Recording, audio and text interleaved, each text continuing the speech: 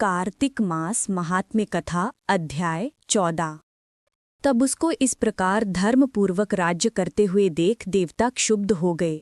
उन्होंने देवाधिदेव शंकर का मन में स्मरण करना आरंभ किया। तब भक्तों की कामना पूर्ण करने वाले शंकर ने नारद जी को बुलाकर देव कार्य की इच्छा से उनको वहां भेजा। शंभु भक्त नारद शिव की आज्ञा से देवपुरी में गए। इंद्रादिक सभी देवता व्याकुल हो शीघ्रता से उठ नारद जी को उत्कंठा भरी दृष्टि से देखने लगे। अपने सब दुखों को कहकर उन्हें नष्ट करने की प्रार्थना की।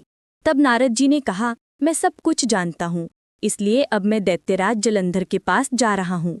ऐसा कह नारद जी देवताओं को आश्वासित कर जलंधर की सभा में आए। जलंधर ने नारद जी के चरणों की पूजा कर हंसते हुए कहा, हे ब्रह्मन, कहिए आप कहाँ से आ रहे हैं, यहाँ कैसे आए हैं? मेरे योग्य जो सेवा हो उसकी आज्ञा दीजिए। नारद जी प्रसन्न होकर बोले, हे महाबुद्धिमान जलंधर, तुम धन्य हो। मैं स्वेच्छा से कैलाश पर्वत पर गया था, जहाँ 10,000 योजनों में कल्प वृक्ष का वन है। वहां मैंने सैकड़ों कामधेनुओं को विचरते हुए देखा तथा ये भी देखा कि वह चिंतामणि से प्रकाशित परम दिव्य अद्भुत और सब कुछ सुवर्णमय है। मैंने वहां पार्वती के साथ स्थित शंकर जी को भी देखा, जो सर्वांग सुंदर, गौरवर्ण, त्रिनेत्र और मस्तक पर चंद्रमा धारण किए हुए हैं। उन्हें देखकर मुझे बड़ा आश्चर्य हुआ कि इनके समान समृद्धिशाली त्रिलोकी में कोई है या नहीं। हे दैत्येंद्र, उसी समय मुझे तुम्हारी समृद्धि का स्मरण हुआ और उसे देखने की इच्छा से ही मैं तुम्हारे पास चला आया हूँ। यह सुन जलंधर को बड़ा हर्ष हुआ। उसने नारद जी को अपनी सब समृद्धि दिखला दी। उसे देख नारद ने जलंधर की बड़ी प्रशंसा की और कहा कि निश्चय ही तुम त्रिलोकपति होने के योग्य थे। ब्रह्मा जी का हंसयुक्त विमान तुम ले आए हो और द्युलोक, पाताल और पृथ्वी पर जितने भी रत्नादि हैं सब तुम्हारे ही तो हैं। ऐरावत, उच्चैश्रवा घोड़ा, कल्पवृक्ष और कुबेर की निधि भी तुम्हारे पास है।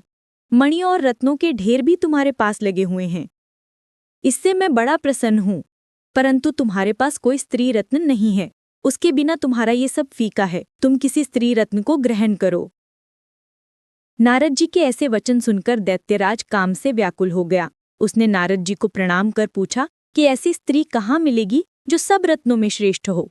नारद जी ने कहा, ऐसा रत्न तो कैलाश पर्वत पर योगी शंकर के ही पास है। उनकी सर्वांग सुंदरी पत्नी देवी पार्वती बहुत ही मनोहर हैं। उनके समान सुंदरी मैं किसी को नहीं देखता। उनके उस रत्न की उपमा तीनों लोकों में कहीं नहीं है। देवर्षि उस दैत्य से ऐसा कहकर देवकार्य करने की इच्छा से आकाश मार्ग से चले गए। धन्यवाद।